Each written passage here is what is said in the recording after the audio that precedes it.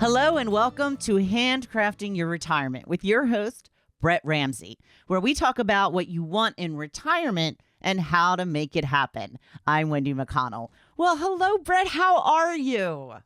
Oh, you know me. I'm just happy to be here helping the ball club. Yeah, I know. So it's been a really long time, and I miss all the great stories that you have to tell me. Well, I love a good story, Wendy, because I find that stories are a great way for us to connect with people and allow us to have, although different experiences, but similar ones. And then I think that's really important as we try to help our clients figure out how and when to retire, make sure their money lasts one day longer than they do. We need to make sure that we are connecting with them. And so sometimes I think, we just don't have an experience that someone else has. And so it's hard for us to figure a common language that we can use to talk, right? Well, I think this is a story that almost everyone has experienced at some point in time in their life, is that you have a meeting, you run into someone, sometimes it's by chance, sometimes it's on purpose. And from that day forward, things are just different in your life, right? So for some, it might be the first time that they met their spouse, right? For some, it might be the first time that they met a coach. For others, it might be the first time that they met a boss or a coworker. And for me, the story that I'm going to tell is actually the first day that I met Craig. So our guest today, he and I met in the fall of 2019. So that is a while ago for those of you playing along at home. I won't make you do the math, but it's been a minute. And it was just a situation where I was taking a meeting. I was taking a cup of coffee meeting that I had done many times before. And you don't know when you walk in that day that particular cup of coffee meeting might be the one that transforms and changes your life, maybe forever, right? So, so I think all of us have that experience. And, you look back on it, and I was just talking last night to my daughter, who's 23 now.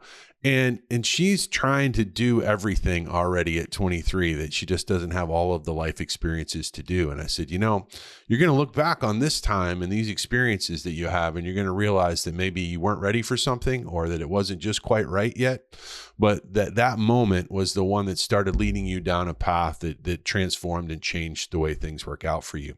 And so, for me, it was that meeting with Craig, and we actually had a vision for what we're about today at Artisan in that meeting. And that was it was six and a half years ago. And so sometimes you just got to take a chance, have a meeting, meet somebody, and you never know when your life is going to turn out different because. So today, we have a great practice that Craig and I envisioned over a cup of coffee in, I think it was October originally of 2019. And today, all these years later, we finally gotten it to come together and be what we kind of, not necessarily literally drew up on a napkin that day, but something of that sort as we talk through. So I'm glad that Craig's a part of Artisan, and you guys get an opportunity to meet him and get to know him. So what even prompted this meeting between you and Craig? And we'll get to introducing Craig in just a moment. Yeah, no, Wendy, I think we all get to a little bit like my daughter is right now, as we get to these crossroads in our lives where we're trying to figure out what's next. And I was in a situation professionally that just had run its course. There was a change in ownership of the business that I was with, and the direction that they were heading was no longer aligned with where I saw things going and what I wanted to do in the future. And so I was just trying to meet, quite frankly, as many people as I could to kind of try to figure out, okay, like, not only what's next, but where am I going? I'm not as young as I used to be, and the race is maybe nearer the finish line than it was a few years ago.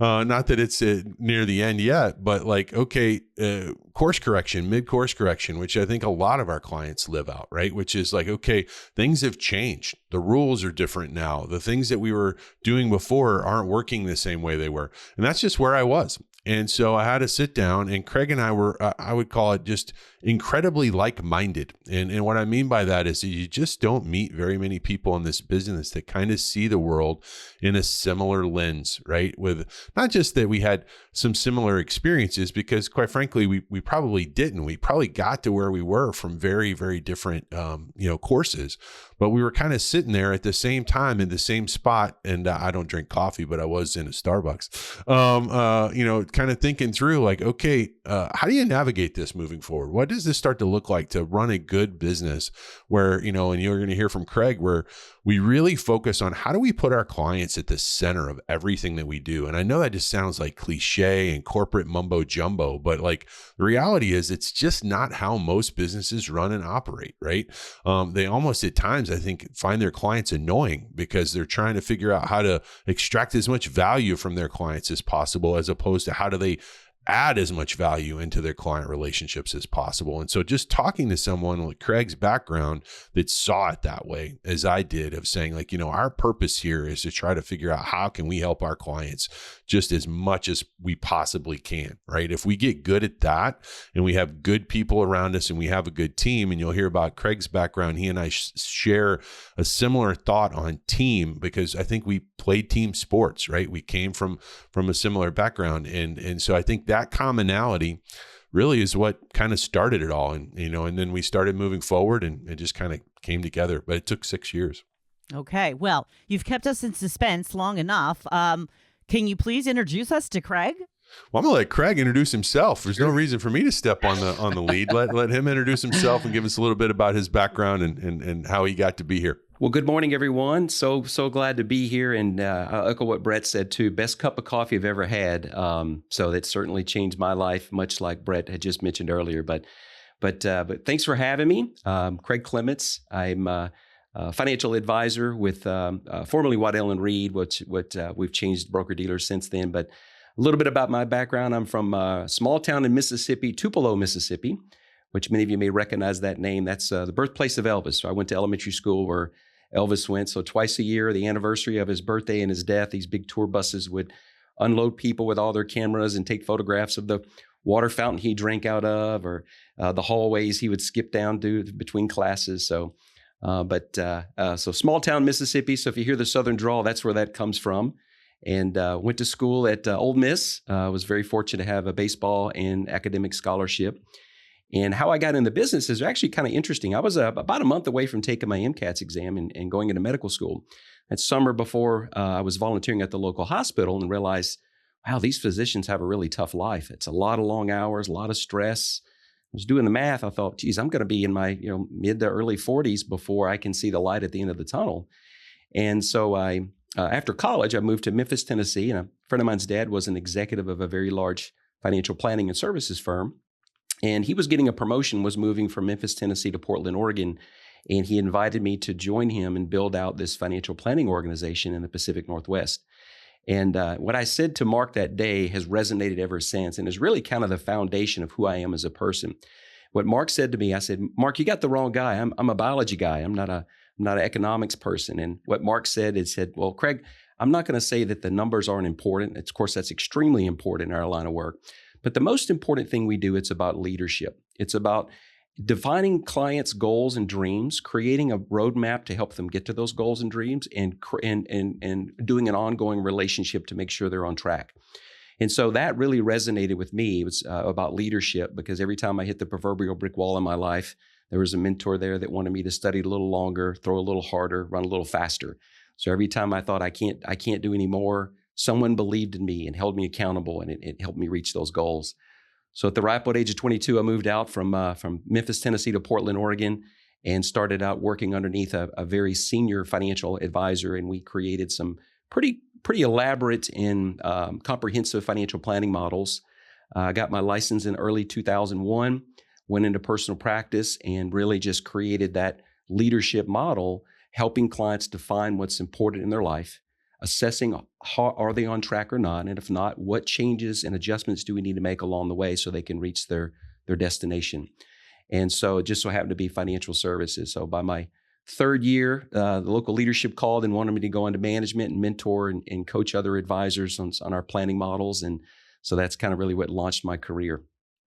Well, Craig, I know that you started out in that personal production realm of, and in our world, just what that means is he was the person working across the table from the client, right? And so sometimes when we use our language, you guys in what I call in the audience don't know what some of those things mean, but then from there you had an opportunity, like you said, to get more into you use the word leadership, and we work and lead our clients. But in your case, you also got more into the leadership of actually the internal workings of financial planning practices, right? In terms of staffing, hiring, training, recruiting. Maybe you can just share with us some of the stops along the way in your journey and some of those experiences that helped kind of form you as you developed in your career. Yep, absolutely. And so I started leadership in 2003 there in Portland, Oregon, and then quickly moved up the ranks, about 3 different promotions, moved my wife, Carrie, and I from Portland, Oregon to Charlotte, North Carolina, where I ran a North and South Carolina division of a very large financial services firm. And I had the opportunity to mentor and recruit and train and develop well over 1,000 advisors over my career. And we had a lot of great success. Had a couple more different stops with 2 other different broker dealers, which really kept rounded me out as far as my experience with different financial planning models. And then in 2014, I joined our previous firm, Waddell & Reed, there in Charlotte, running their North and South Carolina division.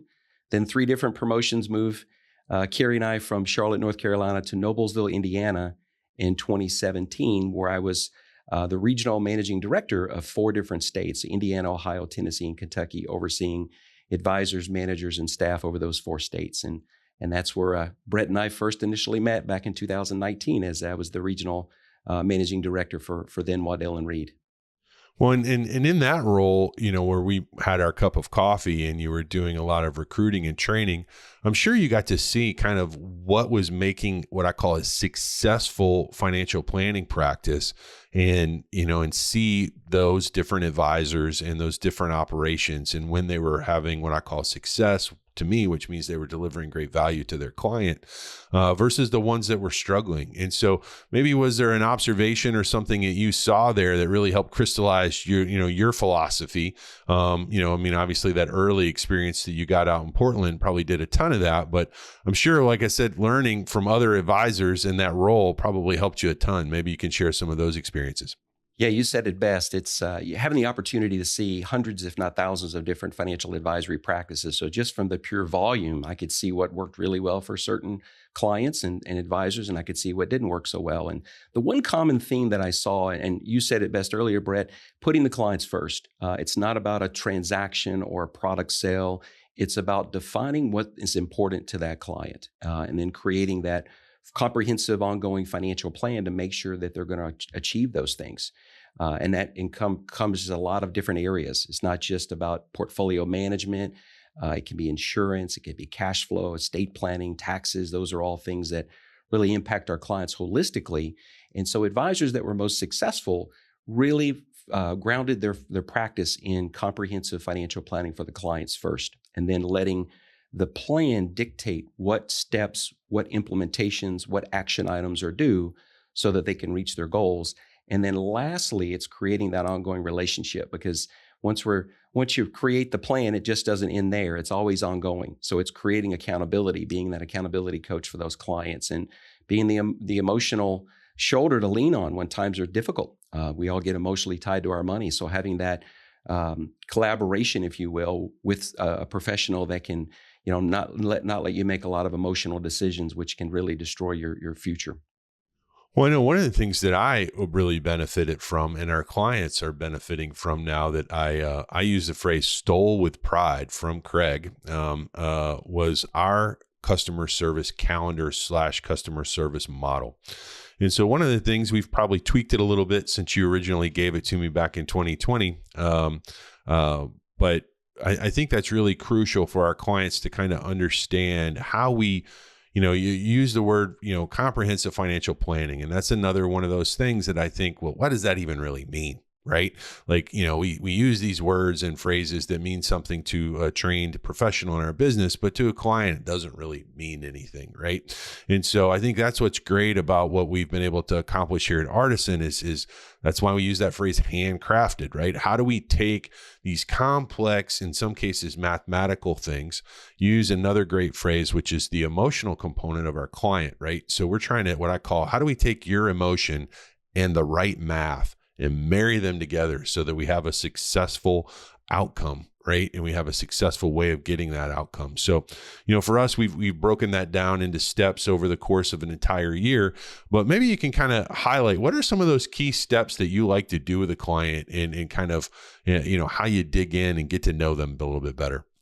Yeah, so great question. So years ago, we created what we call a seasonal client service model. So as the seasons change, different aspects of your life need to be addressed. So think of it almost like 4 different seasons. So the first quarter is usually our annual planning meeting. So our clients that are doing planning on an ongoing basis, it's timed correctly because it's right after New Year's resolutions. So we can sit down with a client, define, okay, what do you want 2026 to look like? What do you want to accomplish this year? And sometimes that goes well beyond just finances.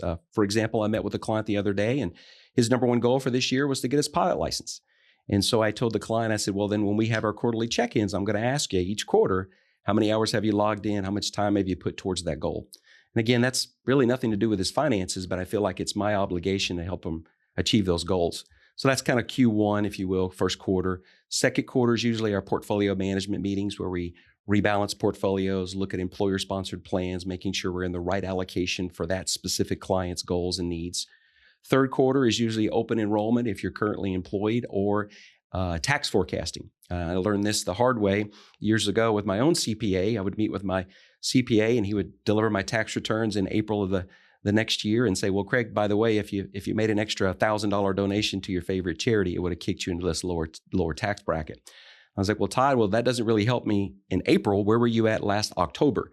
So that I could be more proactive. So that's a very effective meeting. That's also times when we do things like retirement income strategies, where we're reevaluating, can we give a client a pay raise in retirement? Because maybe our assumptions were a little more conservative.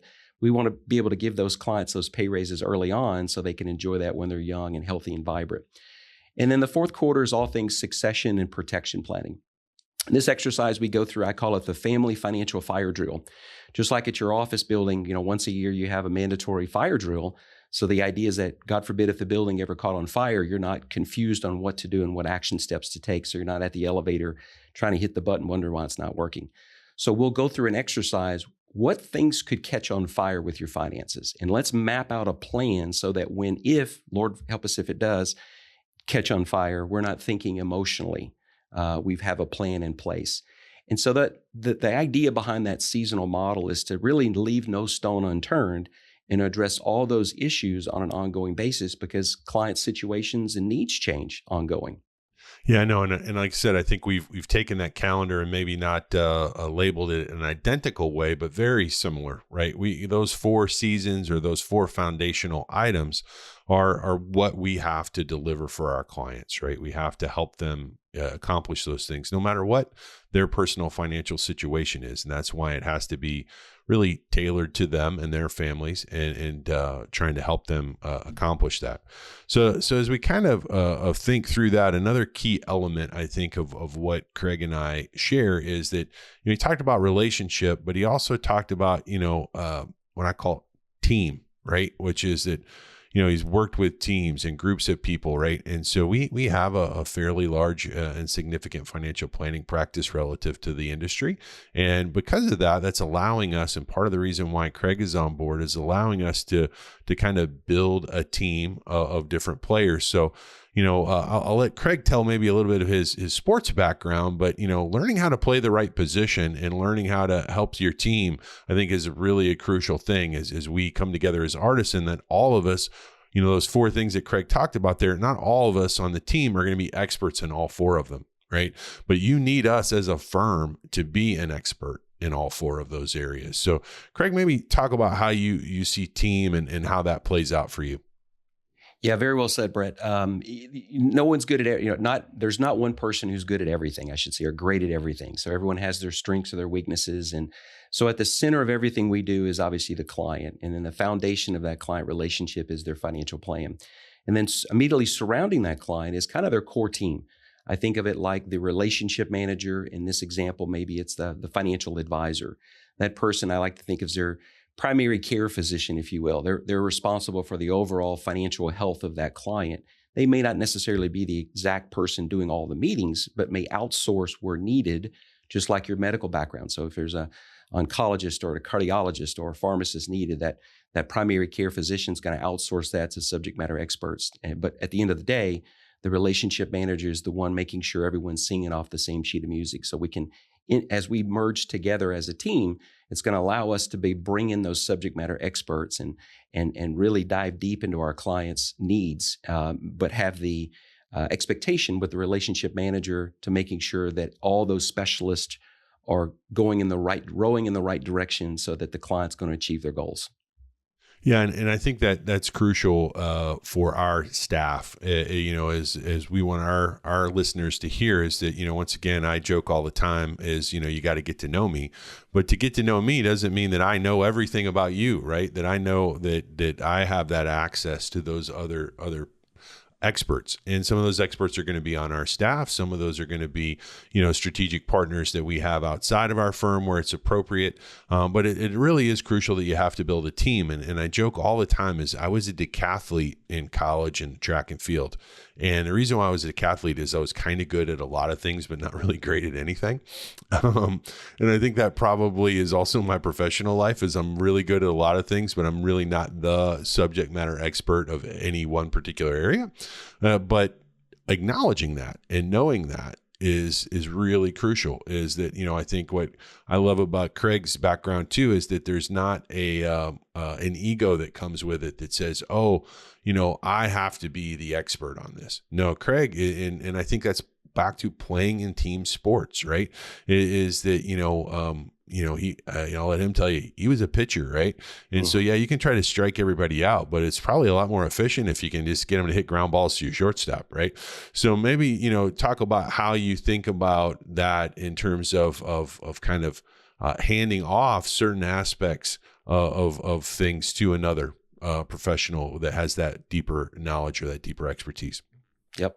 And yeah, it's a good segue into that too. I was a starting pitcher. I always wanted to be a closer because I thought those guys are really cool. They come in at the pivotal point of the game and kind of shut it down, and they pitched more often, right? A closer can pitch two or three days in a row versus a starting pitcher. It's 1 day on, 4 to 5 days off. But I knew, early on that I'd never be a closer. I just didn't have the gumption and what it took to be a successful closer. So even at a very young age, I realized that concept of team was going to be extremely important because we all wanted to win together. So one individual can't win the entire baseball game by themselves. Same thing with financial planning and what we're building here is we first have to self-assess and say, okay, what do we think we as your financial advisors do very, very well for you? And what areas do we maybe should outsource that to someone who does it even better? So then you're surrounded by an all-star team, if you will, of the best position players, the best position specialists, particularly for your goals. And so we have to kind of put our pride to the side and realize that, not one person knows every answer to every financial question. And nor do we want to give the client that opinion that one person does, because that's certainly misleading. But we can, get the best people on the team to make sure that we're going to achieve the goals that are important to clients. So yeah, that was a good analogy with sports and then kind of what we're building here too. Well, if there's one thing that you would love for our clients to know about you and that maybe you didn't get to share so far that you would love to leave them with, what would that be, Craig?